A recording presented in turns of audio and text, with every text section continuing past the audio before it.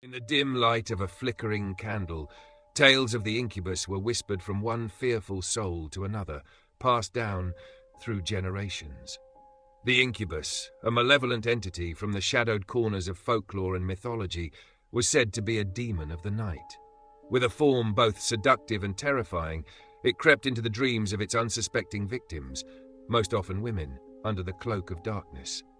The creature would press down upon the chest of the sleeping, a weight so oppressive it stole their breath and plunged them into a realm of uneasy slumber. Its presence was suffocating, a chilling embodiment of fear and forbidden desire. Many who encountered the incubus would awake drenched in sweat, their bodies heavy with exhaustion, as if they had fought a battle in their dreams. Others claimed to be unable to wake at all, trapped in a paralyzing state where reality and nightmare blurred into one. Legends varied across cultures, but common threads wove through them all. The incubus was more than a bringer of nightmares. It was a predator, luring its victims into a state of vulnerability. Some stories warned that prolonged visits from the incubus could lead to illness, madness, or even death. Others spoke of its sinister intent to father cursed offspring, being said to be marked by their otherworldly origins. In medieval Europe, fear of the incubus took root deeply in the collective psyche.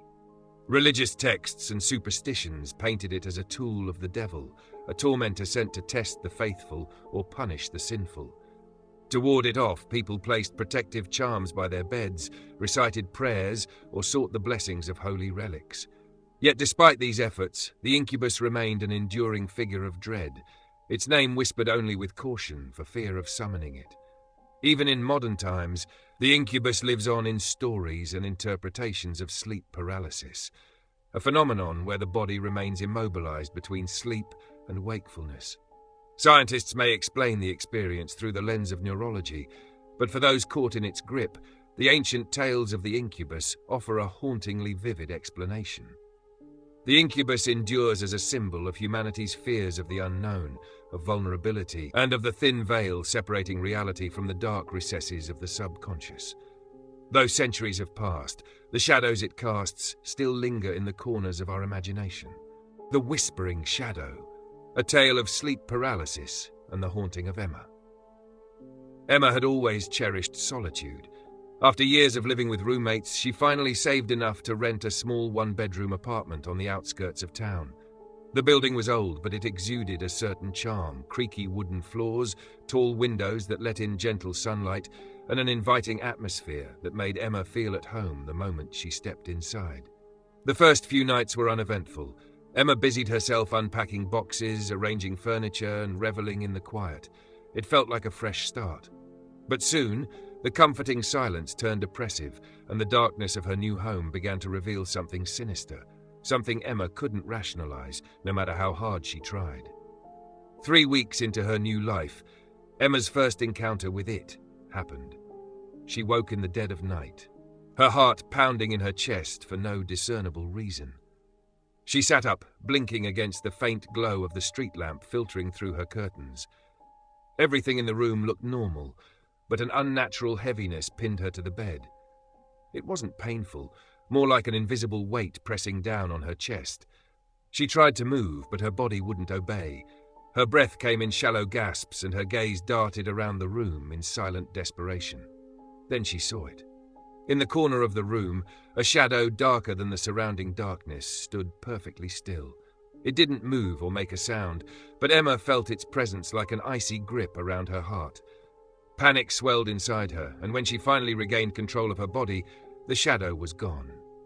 She convinced herself it was nothing more than a vivid nightmare, perhaps brought on by the stress of moving. But the unease lingered. The next night, it returned. This time, the paralysis came with an overwhelming sense of dread. Emma woke to find the shadow closer, standing at the foot of her bed. Its form was amorphous, like black smoke shifting in place, but its presence was undeniable. She tried to scream, but no sound came. It moved closer, and Emma felt the temperature drop sharply. The shadow leaned toward her, and though it had no discernible features, she felt its gaze piercing her soul. Then came the whispers. Faint, incomprehensible words spoken in a tone so cold and malevolent that tears welled in Emma's eyes. When the paralysis finally broke, Emma bolted upright, gasping for air. The shadow was gone, but its presence clung to her like a second skin. Over the following weeks, the visits became more frequent and more terrifying. Almost every night, Emma would wake to find the shadow in her room, sometimes standing in the corner, sometimes looming over her bed. On the worst nights, smoky tendrils reached out to touch her, sending icy pain through her skin. The lack of sleep and constant fear began to take its toll. Emma grew pale and hollow-eyed, her once vibrant energy drained. She became distant from her friends, stopped answering calls, and avoided leaving the apartment. Work was nearly impossible. Her thoughts were consumed by the shadow's presence. Desperate for answers, Emma turned to the internet. She found stories that mirrored her own, accounts of sleep paralysis, shadowy figures, and the sensation of being watched. Scientists called it a trick of the mind, the result of the brain waking while the body remained frozen in sleep. But the darker corners of the web spoke of something else. People whispered of entities, spirits, demons, or ancient beings that fed on fear. They claimed that the shadows weren't hallucinations, but real creatures drawn to those who were vulnerable. Emma dismissed the idea with a nervous laugh, but she couldn't shake the gnawing fear in her gut. The shadow felt too real. One night, Emma decided to stay awake. Armed with coffee and loud music, she sat on the couch, determined to make it through until sunrise. Midnight passed without incident, and Emma started to relax. But at 3:13 a.m., a faint scratching sound broke the silence. It was soft at first, like nails dragging across wood. Emma froze. The noise grew louder, coming from her bedroom. Her hands trembled as she crept to the door. Slowly, she pushed it open. The room was empty, just as she'd left it, but the air was suffocatingly heavy. She turned to leave and froze. The shadow was standing directly behind her. It moved faster than ever before, its smoky form enveloping her in an icy embrace. Emma couldn't scream or fight as the whispers filled her head, louder and more chaotic than ever. They weren't words, more like a cacophony of malice and despair. Emma felt herself slipping, her mind unraveling as the darkness consumed her. When she woke the next morning, she was lying on the floor, her body aching as though she'd been dragged. Her reflection in the mirror looked unfamiliar. Her eyes were sunken, her skin pale and lifeless. The shadow didn't stay confined to her bedroom after that. It followed her into her waking hours, appearing in mirrors in the reflections of windows or as flickers of movement in her peripheral vision. Emma began avoiding mirrors altogether, unable to bear the sight of her own haunted face. By the third month, Emma was a shell of herself. The whispers were constant now, an endless background noise that made it impossible to think clearly. One night, clutching a cheap crucifix she'd bought in desperation, Emma whispered into the darkness, "What do you want from me?" The shadows didn't answer at first, but when the clock struck midnight, the air grew impossibly cold. 3 shadows emerged from the corners of her room, their forms writhing like smoke given life. "What do you want from me?" she repeated, her voice trembling. One shadow stepped forward, its face a grotesque mask with hollow eyes and an impossibly wide mouth. "You," it hissed. "You invited us. You opened the door." "I didn't," Emma choked out. "I didn't invite you." The shadow reached out, its skeletal fingers brushing her cheek.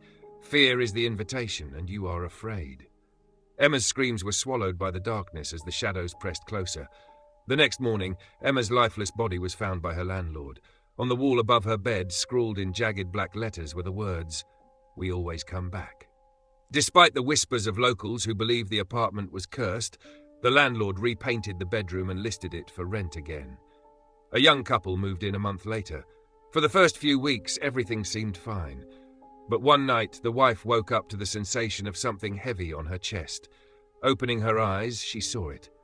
A shadow, darker than the surrounding darkness, standing at the foot of the bed. And then it moved.